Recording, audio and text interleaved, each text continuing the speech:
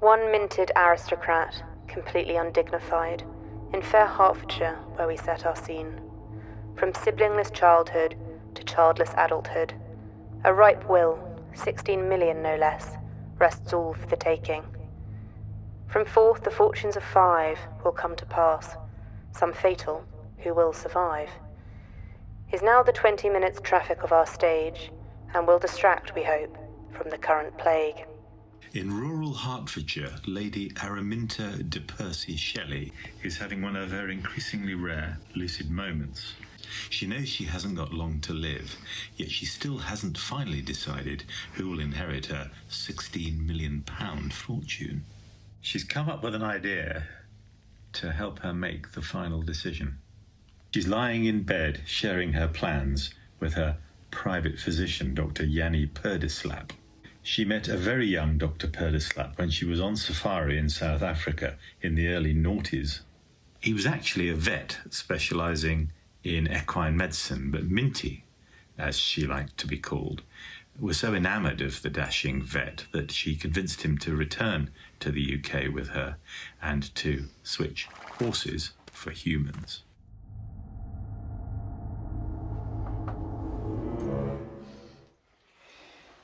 Yanni? Yanni? Is that you? Yanni! Oh, such a handsome boy. I'd recognise you anywhere. Darling, I need to talk to you about something very important. Come close to me. As you know, I have no living relatives, I have no children, and I am incredibly rich. I'm going to leave my fortune to one person. So I'd like to gather a few people here to find out if they really love me and if I really love them. Now, could you get the house party app on this phone for me? And we'll invite them over. A week after a successful house party, 3 of Araminta's closest friends and prospective inheritors made their way across the globe to gather at Araminta's house to prove their love for her and in the hope of securing fortune. The 3 were Sky Trout, an Australian fisherwoman who Minty met in the 90s while perfecting her trout fishing techniques down under, Fern Branchingly Willerting, an arborist who has worked for the past 30 years round the corner in Essex on Minty's estate, and Herr Hans Buch, a German librarian who Minty had a steaming love affair with back in the 60s in Munich. After settling into their rooms, the guests were invited into the sitting room for Minty to read the will as it currently stood.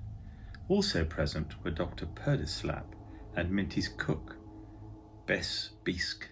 As you all know, I don't have any children, so I decided to leave in my will my money to all of you, including you, Yanni, and you, Bess.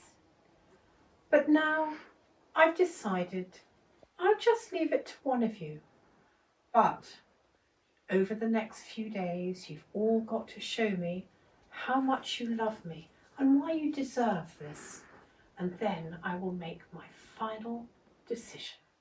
The next morning it was decided that the first to show her love for Minty would be Sky. Sky would take Minty fly fishing.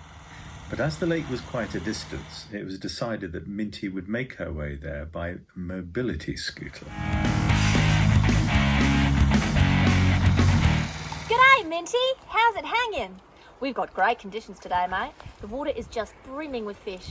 Brings me right back to when we first met, hey? Indeed it does, Sky. Indeed it does. Oh, mate, weren't those the days? Weren't those the best days? Fishing in the morning, prawns on the barbie at lunch, and then hunting down men by night. Do you remember that cowboy from the outback? The one that took you outback? That was a good night, wasn't it? Well, hey, you've got the moves, Minty. Now, what about that fishing trip? After a delightful morning's fishing, Araminta and Sky made their way back for luncheon, where it was decided that Minty would spend the afternoon with Fern looking round the garden before joining Herr Buch in the library in the early evening.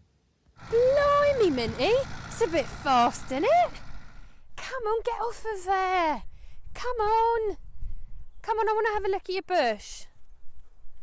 Oh dear, looks like it needs a right old prune, this. I think I'll need the secateurs. Oh yes, this old thing has been overgrown for years. I'd love you to give it a good trim, Fern. I really would. Do you remember the old days when we used to trim all them bushes? Oh, that one we turned into a big phallus. Them were the days, weren't they? Later that day, Herr Buch was up. Minty met him outside the library for a private tour. Ah, hello, Minty. Wie geht's? Come on in. Oh, yikes. You're just as beautiful as I remember. What a sizzling summer that was. Now, Minty, come and see my collection of first editions that I had brought here for you. And then you can come and sit on my knee and I shall read you a story like the old times. Maybe that one from my diary. Maybe I read about that time in my library in München. Get your hands off me! You remember, Hans, you know how I like my men. I like them young now. And Yanni and me, well, we're a thing. So let's just look at books, shall we? Oh, my heart, it breaks. My heart, it breaks. You're the one for me. I have loved you since the first time I saw you. But I know that you do like the younger men. I was just hoping, you know, but okay, Minty, we just look at the books. After spending time with all of her guests, Araminta beckoned them all into the drawing room where she would give them an update. Thank you so much, everybody, for the remarkable day. It's been absolutely wonderful. Such a jam-packed schedule. We didn't even stop for tea. Now, I have to tell you, I've made up my mind. I know who I'm going to leave my money to. But now I'm tired. So I will tell you all in the morning. Yanni, please escort me to my chamber.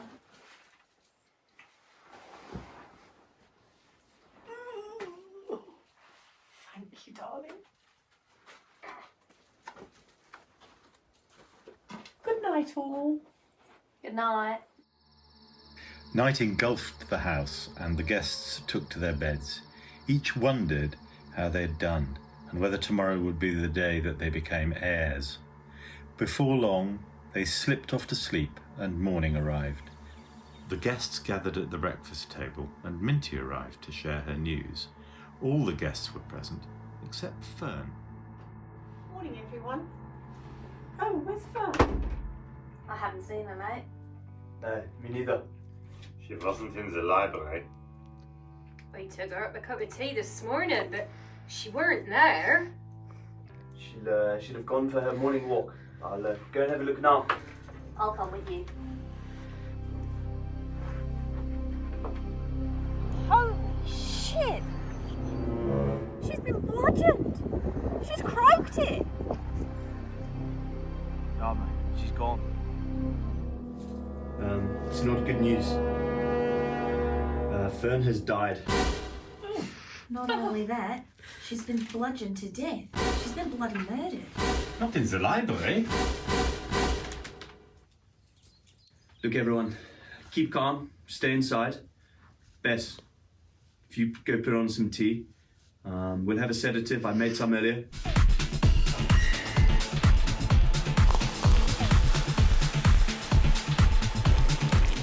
So if you do that, I'll call the police, all right?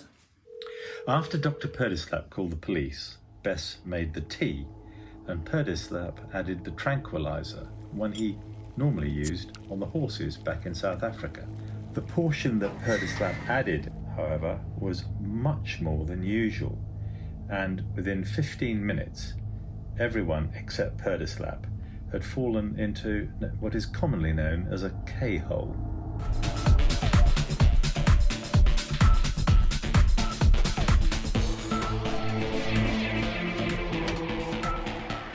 What the fuck is going on here? It's okay. They've just had a little sedative, ease the nerves.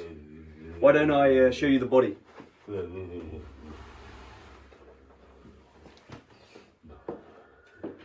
Later that evening, when everyone had come out of their K-holes, Jean-Luc Poivre spoke to them all in the drawing room. Thank you very much for joining me in this very frightening and stressful time.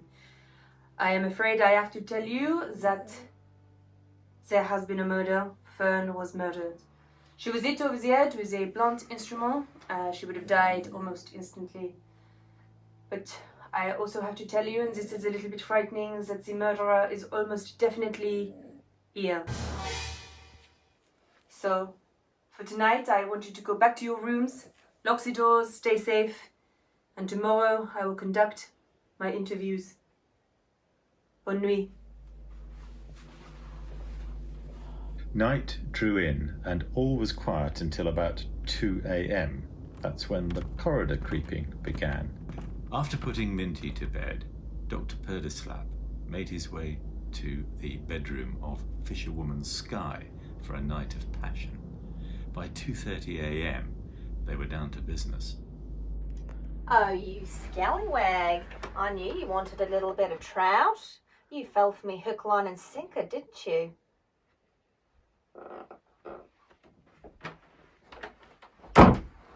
Now, prepare to have your mind blown. Have you ever had anyone cast over you before? No, I haven't. But I'm ready for it. Shit. What's that noise? I think someone's outside.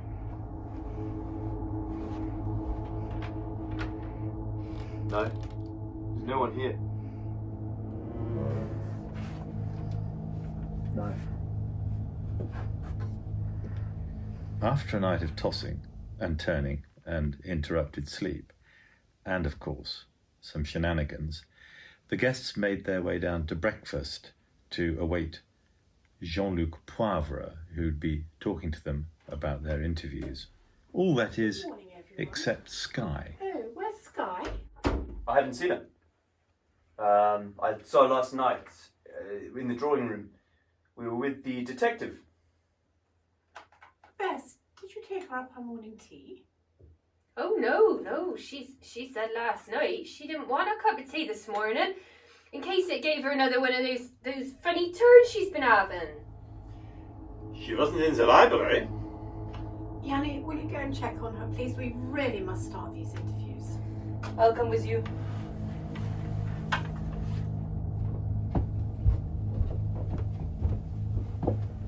Skye, it's Yanni. The detective wants to talk with you. Skye? Skye? Detective? Is she dead? She's dead? Oh no. No, Skye. Jean-Luc Poivre and Dr. Percy-Shelley made their way downstairs to the kitchen and broke the news to the others. The time of death was between 3:15 and 4 a.m. Now look, I know that this is a difficult time, but we must start with these interviews straight away. Dame Araminta, come with me. Me? Yes, you, come on. Can I ask Yanni to come with me, please? No.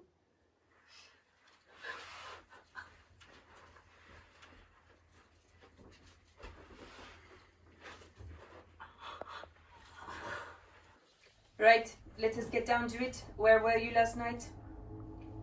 I was sleeping. Yanni was watching over me all the time.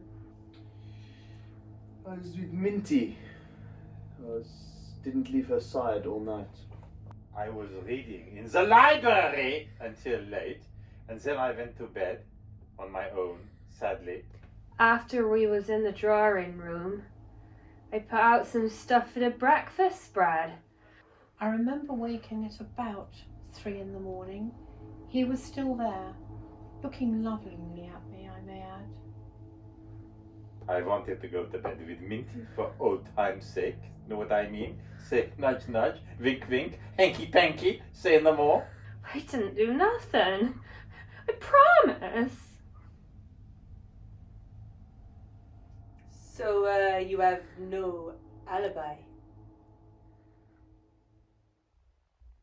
After a morning of intense interviews, Jean-Luc Poivre invited everyone into the drawing room to reveal his verdict. Thank you very much for joining me. As you know, over the last few days, we have had 2 murders here. I arrived after the first, but I was here for the second. I have been conducting interviews and looking at the facts, and now I can reveal that there was not 1, but 2 murderers. Yes. Oh, The first one was Herr Busch. Me? Das kann nicht sein! Nein, never! What proof have you got? I thought you might say that. Now, I may be French, but I studied German for 2 months in my youth. And I knew I recognized a word on that book that you've been carrying around. It was the word kill. So, what does your book say in German, please? It says, wie man in Sichtweite tötet und nicht erwischt wird. Yes, I knew it. So I put it into Google Translate. And you know what it means? How to kill and get away with it in plain sight. Ah, that is not evidence. I like reading all sorts. It's just a coincidence. Yes, I thought you may say that, and that is true. However, I have a second piece of evidence. Your diary! Entry number 1. My sweet Minty rejected my advances. She doesn't want to rekindle our love affair. My heart is broken. I have no choice. We aren't going to be together. I thought I would move here and be with her and she would help write off my debts. But it is not to be. She is in love with the doctor. I have no choice. I'm going to have to make other arrangements. And next, entry number 2. So I woke up early and I followed her quietly. She was pruning a bush with secateurs and didn't even see me coming. I pushed her over and smacked her over the head and the body again and again and again with her secateurs. Then I threw them into the lake. And finally, the woman will be the easiest to murder. I thought the sky would be the best one to kill, the next one to kill. I waited until the middle of the night and I made my way to her room. But when I got there, I already heard that there were shenanigans going on in there. As I was turning to leave, who did I see but my sweet Araminta, walking to the room with a vial of something. Dr. Percy-Shelley left, Araminta went in. I did nothing. Herr Busch is lying. He wants me to be locked up with him. It is true, you have let it slip your obsession with this young man, and we know that it is not reciprocated. You couldn't bear to see your friend in love, making love with this man. Minty, tell me this is not true. Ah, don't look so innocent, Percy-Shelley. I've been into the room and I've been through the medicine cabinets, and I know that you have been drugging Dame Araminta for goodness knows how long. I mean, she could even plead insanity and she wouldn't be convicted of Sky's murder. I plead insanity!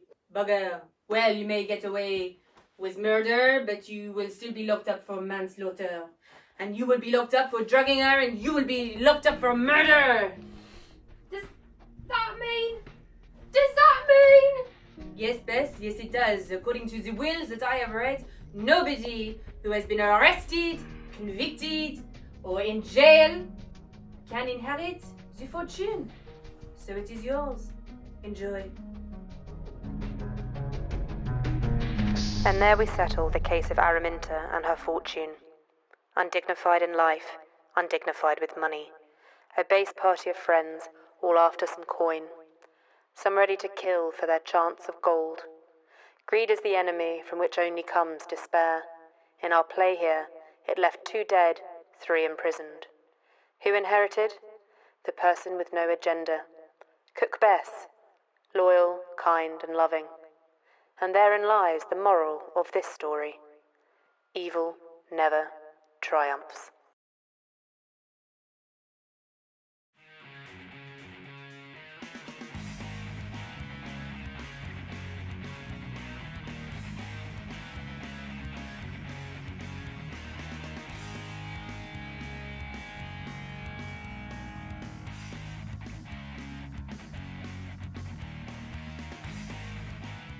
Act 1, Scene 1, Part 3.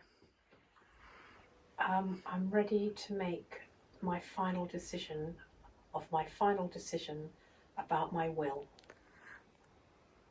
Right. And then hunting down men by night.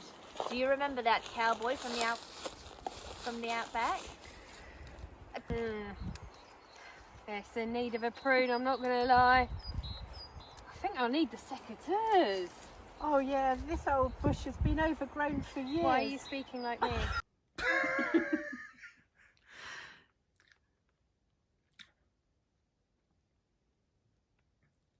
Later that day, Herr Buch was up Minty. Sorry. Take 3? Yeah. Later that day, Herr Buch was up. Minty met him outside the library for a private tour. Act 5, Scene 1, Action. Later that day, Herr Buch was up. Monty met him. Act 5, Scene 1, Take 2. Later that day, Herr Buch was up. Maybe one from my diary. Maybe you could read one about the time in my library in München.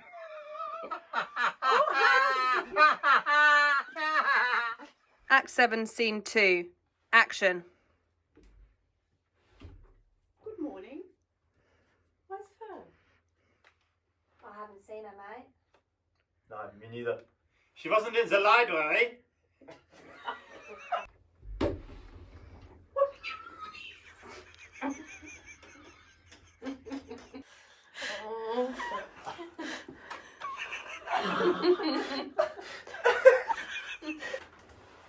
The time of death was between 3:15 and 4 a.m.